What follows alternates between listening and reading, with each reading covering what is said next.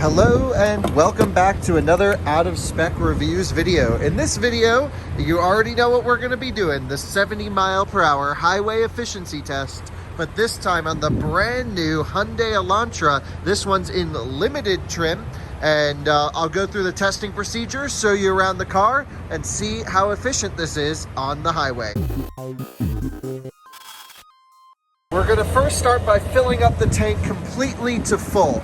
Once this clicks off, right there, we're going to start a 30-second timer. While we're waiting for that 30 seconds, I am going to show you around the car. What we're going to do after the 30 seconds is fill it back, squeeze the cap all the way until it's completely full, and then we are going to head out on the road to perform our test. But here's the Elantra, looking good. I'll show you around the inside here in a second. Rolling up on our 30 seconds. Once it does, I'm going to squeeze it to 100%, and then we're going to jump in the car. So we run almost every car we test on this same stretch of road. It's a 57.5-mile loop from here in Wellington, Colorado, up to Cheyenne and back. Surprisingly, as you can tell by this flag, which unfortunately is at half staff, but it is going to be a no windy day, no wind at all, which is almost unheard of for our area around here in northern Colorado. So it's cold though, 30 degrees Fahrenheit. What I've done is I've driven the car at up on the highway to our fueling stations. It is at operating temperature. Can't talk today.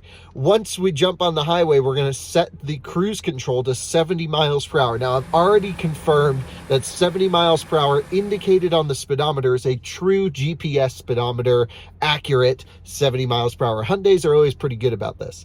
And then we're just going to drive in a loop style fashion. The reason we do a loop style fashion is so that we can counteract any elevation changes between here and Cheyenne. Cheyenne's a little bit higher elevation, so we end up getting a little bit worse fuel economy on the way there than we do on the way back, but it evens out to the same start and end point. It's a benefit of a loop test.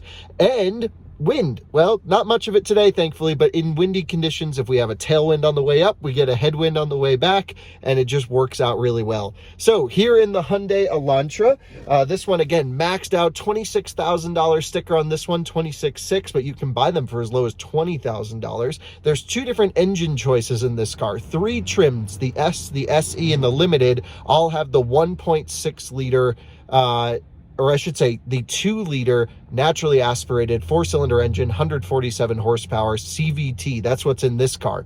The N line has the turbocharged 2-liter with manual or dual clutch. So this is not the N line. This is the 1.6. It should be relatively representative for 95% of Elantras sold in the US for this fuel economy test. If you have an N line though, this car is not that. In terms of vehicle setup, you can see this gorgeous cabin. We have other videos on this car going through how neat all these little touch points are, so make sure you go back and look at our other videos. But I have the car off right now because I don't want to burn any fuel idling here at our fueling station. What I'm going to do is turn the car on, and there's two different driving modes, normal and sport. There's no eco. However, my foot's not on the brake. I'm not going to turn the car on here. Going on to accessory power, you can see here this smart display. So there's a third driving mode called Smart, and what Smart does is it basically adjusts your modes based on your driving. However, there's an additional mode called Eco mode when you're in this smart setting. Now, when we're on cruise control, which we're going to be most of the time, this system is not active, but it will be pretty much since we're driving easy in the Eco mode anytime we're not using the awesome adaptive cruise control system with active lane centering. I'm just going to put the car in drive, and we're just going to cruise up and down the highway here at 70 miles per hour. All right, just resetting our trip calculation in here. Now, I don't use the trip calculation to calculate any of our results. We do that based off of the pump. Some cars are artificially overzealous, some don't show enough, and so we base all of our fuel consumption off the pump. However, I have had pump malfunctions. We've had changes in our route based on road closures, so it is good practice to just have this as a backup. Vehicle on and straight into drive. Here we go. We are going to waste no time. We are in the smart setting, which is going to prioritize the most efficient use of our power. So it's going to be in eco mode. and off we go. So we're gonna put headlights to auto, air conditioning again at 72 on auto. There's 3 different fan speeds for auto. I think that's great. You can have like a low, medium, or high fan speed.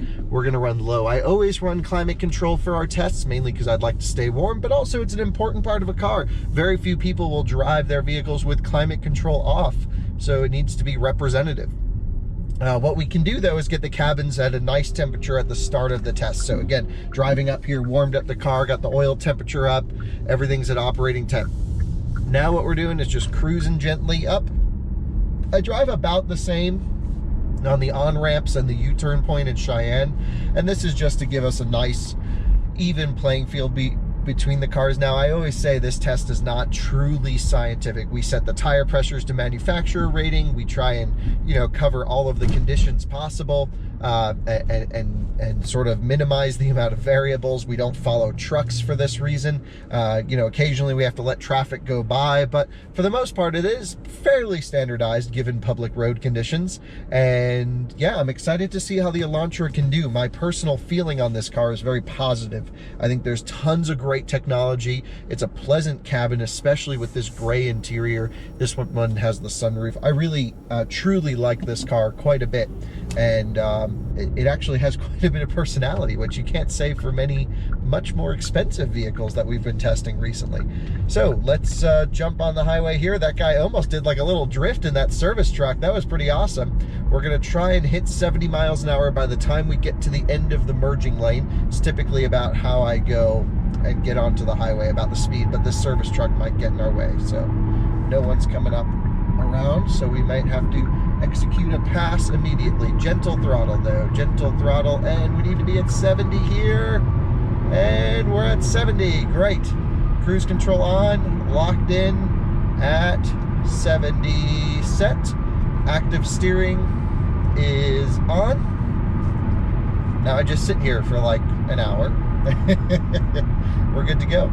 We are getting close to our halfway point, exit 7. You guys know the drill. We get the free-flowing lefts, but really pretty good highway cruiser here for the price. Not to say that this is just a mile muncher. Fairly loud cabin, I would say. Wind noise, non-existent. I just think this car would really benefit from some foam in the tires. Just taking it off of cruise control here, and we're going to coast down in as we normally do. One thing I've noticed is that the revs are not very low cruising on the highway. Because it's a CVT, I kind of imagined we would just sit at, you know, 1500 RPM at 70. Not the case here. We've been above 2000 RPM most of the time. And I think that's just because this engine doesn't make much torque down low. I think it makes peak torque at 4,300 or 4,400, somewhere around there. So it just has to bring the revs up a little bit just to keep this thing going. No one coming from the right, free flowing lefts. That's why I love doing this. We can just keep the party moving on our range tests, or efficiency tests, I should say. So revs have been higher than expected. Road noise is higher than expected. Ride comfort on the highway is fine. Pretty good, especially for the class. It's very good, but compared to other vehicles, of course, outside of this class, it doesn't even come close.